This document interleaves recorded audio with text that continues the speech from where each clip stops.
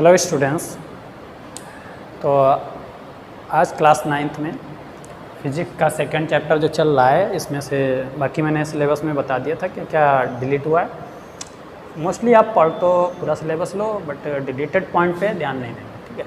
तो आज शुरू करते हैं Newton's first law of motion, ठीक है। देखिए आज हेडिंग है, आपको दिख रहा है कि Newton's first law of motion, और ऐसे ही Newton's second law of motion, third law of motion, दोनों तीनों लॉज हैं वो हम एक्सप्लेन कर देंगे। बट आज पहले इसे देखिए। According to Newton's first law of motion, a body at rest will remain at rest and a body in motion will remain in uniform motion।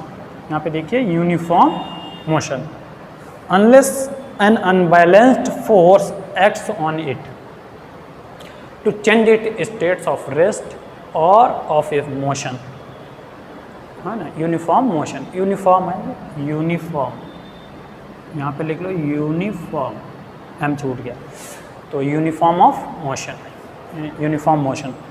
तो इसको क्या इन्होंने कहा है कि according to Newton first law of motion, Newton के first law के according इन्होंने ये कहा है न्यूटन साहब ने कि कोई बॉडी रेस्ट में है तो वो विल रिमेन एट रेस्ट, यानी वो रेस्ट में ही रहेगी। बॉडी अगर कोई रेस्ट में है तो वो रेस्ट में ही रहेगी, ठीक है। उसके बाद कह रहे हैं कि अगर कोई बॉडी मोशन में है तो वो मोशन में यूनिफॉर्म मोशन में ही रहेगी, मोशन में है तो वो यूनिफॉर्म मोशन में ही रहेगी। अच्छा, कह रहे हैं कि जब तक अनलेस, जब तक कि अनबैलेंस्ड फोर्स, जब तक कि उस पर कोई अनबैलेंस्ड फोर्स, एक्सटर्नल फोर्स, बाहर से फोर्स उस पर वर्क ना किया जाए, उस पर एक्ट ना करे, काम ना करे उस ऑब्जेक्ट पर, है ना, to change its state of rest, उसकी रेस्ट की स्टेट को चेंज करने के लिए जब तक हम इस पर फोर्स बाहर से नहीं अप्लाई करेंगे या फिर चलती हुई उसको फोर्स रोकने के लिए, ठीक है, तो कोशिश नहीं करेंगे, जब तक फोर्स नहीं बाहर से कोई लगाएंगे तब तक वो बॉडी मोशन में है तो मोशन में ही रहेगी, यूनिफॉर्म मोशन में, अगर रेस्ट में है तो रेस्ट में ही रहेगी। ये कहते हैं according to Newton's first law of motion. यही है, बहुत सिंपल है, इतनी याद रखिएगा, बहुत आसान है कि according to Newton's first law of motion, a body at rest will remain at rest and a body in motion will remain in uniform motion unless an unbalanced force acts on it to change its state of rest और of uniform motion, ठीक है। तो note down, और ये देखिए इसी में फिर मैंने लिखा है नोट नंबर 1, नोट करके लिख दिया, है ना। फर्स्ट नोट है आपका, या इन पॉइंट को आपको याद रखना है। Newton's first law of motion leads to the definition of force, यानी जो फोर्स की डेफिनेशन है इसको लीड्स करता है कि न्यूटन्स का फर्स्ट लॉ, तो ठीक है। न्यूटन्स का फर्स्ट लॉ जो है फोर्स को भी डिफाइन करता है, मतलब जब तक फोर्स नहीं लगेगा तो इसको भी लीड कर रहा है। और उसके बाद में सेकंड नोट क्या है, ठीक है, देखिए दूसरा note, Newton's first law of motion is also called Galileo's law of inertia. Galileo's के बारे में, ठीक है, आप लोगों ने सुना होगा, तो क्योंकि गैलीलियोज, देखिए जो Newton's first law of motion है वो उसको भी हम इस नाम से भी जानते हैं, गैलीलियोज लॉ ऑफ इनर्शिया। तो यहाँ पर गैलीलियोज का जो इनर्शिया से रिलेटेड लॉ था उससे, तो इनर्शिया क्या है इसमें, हम इनर्शिया क्या है अभी आगे हम इसमें इनर्शिया एक्सप्लेन करते हैं और इनर्शिया को समझते हैं, इनर्शिया के टाइप समझते हैं। तो पहले नोट डाउन दिस, देखिए इनर्शिया समझिए, इनर्शिया अभी बता रहे थे, समझिए।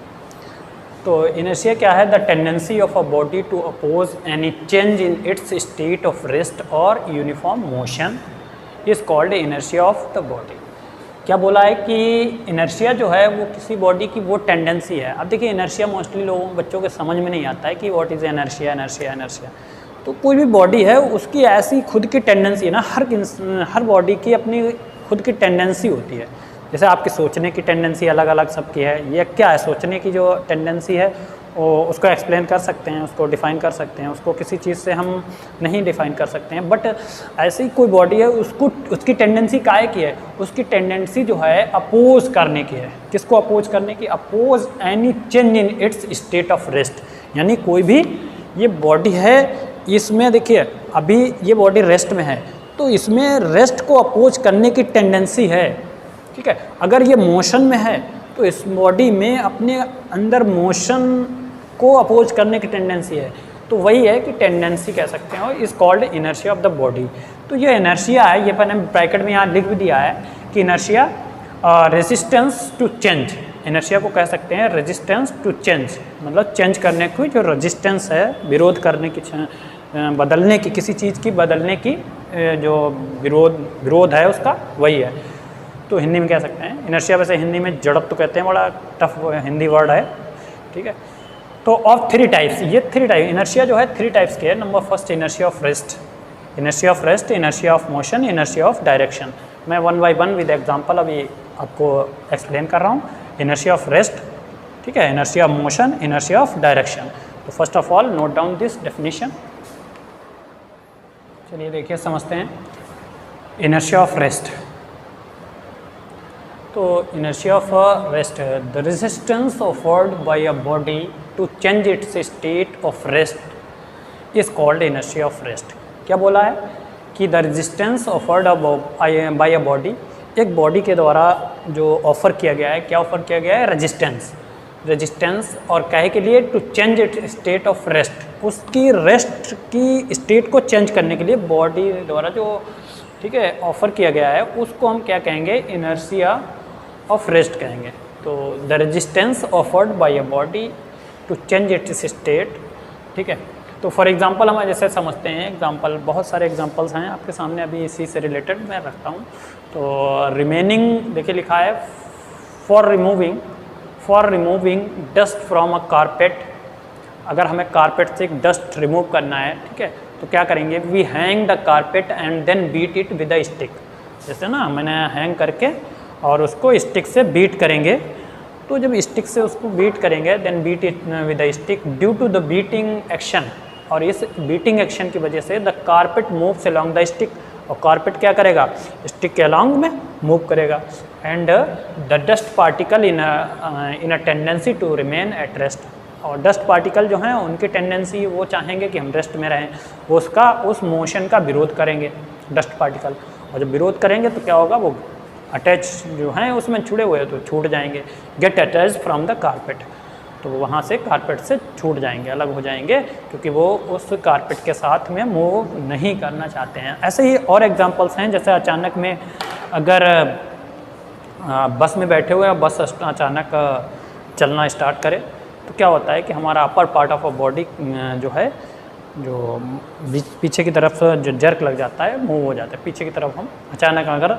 ऐसे ही अगर चलती हुई बस जो है अचानक रुक जाती है, तो हम आगे की तरफ झुक जाते हैं, हमारी अपर पार्ट ऑफ बॉडी, ठीक है। बैठे हुए हैं जो कॉन्टैक्ट सीट से रिलेटेड है, पैर रखे हुए हैं, उस पर कोई फ़र्क नहीं पड़ता है, लेकिन अपर पार्ट जो बॉडी का है, एब्डोमेन से हेड तक का, शोल्डर हेड, तो वो पार्ट जो है बॉडी का, वो मूव कर जाता है आगे की तरफ या फिर पीछे की तरफ, सिचुएशन ऑफ मूविंग बस। तो उसमें भी क्या होता है कि जब जैसे ही बस खड़ी हुई है, तो उसमें रेस्ट ऑफ बॉडी भी, हम बैठे हुए उस पर हैं, तो दोनों ही रेस्ट में हैं, और उसमें इनर्शिया जो है रेस्ट ऑफ इनर्शिया है, ठीक है।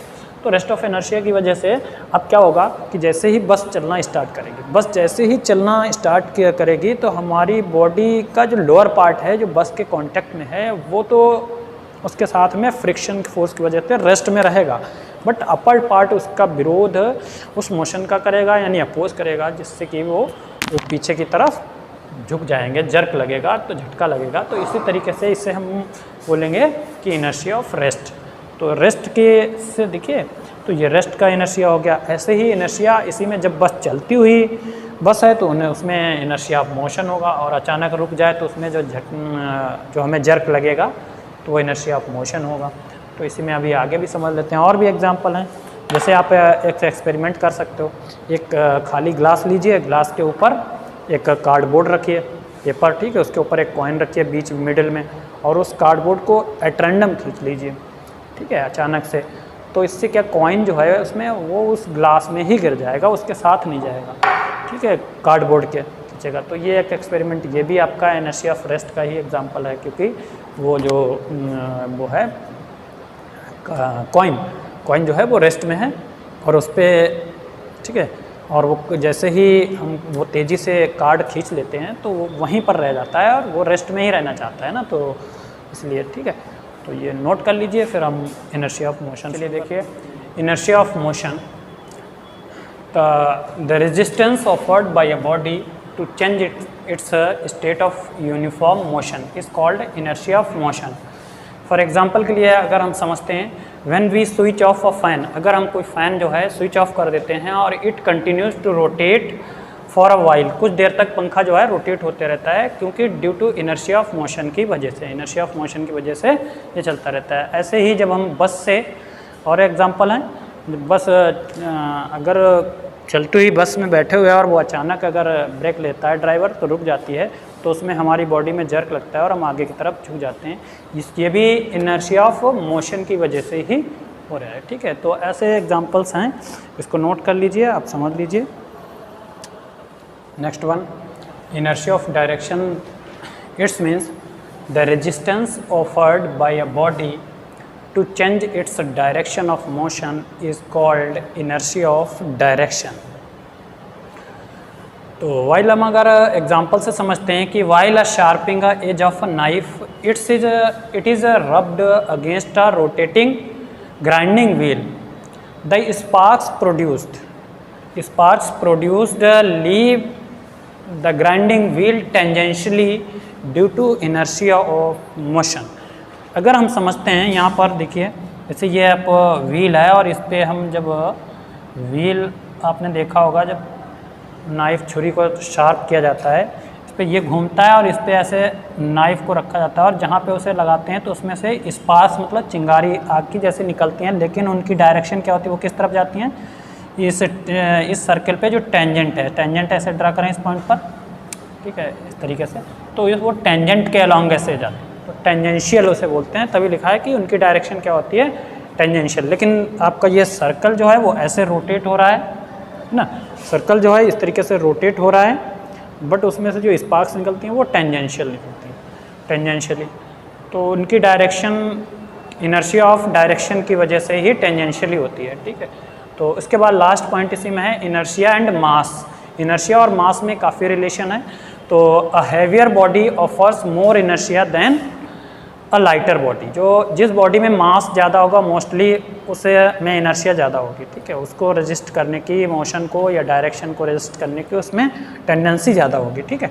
तो इसीलिए कहते हैं कि हैवियर बॉडी जिसका मास ज़्यादा है तो उसकी इनर्शिया भी ज़्यादा होगी। For all the 3 types of inertia, तीनों टाइप की इनर्शिया के लिए बात करें कि जिसका मास मैक्सिमम है उसमें इनर्शिया भी मैक्सिमम होगी। आगे ये होमवर्क कुछ 3 क्वेश्चंस हैं वो आप लोग करेंगे, ठीक है। और आज के लिए इतना ही है। आगे हम second law of motion, Newton second law अगली वीडियो में लाएंगे और थर्ड लॉ, इसके बाद फिर एक एक समझते रहिए। Note down this point. Have a nice day.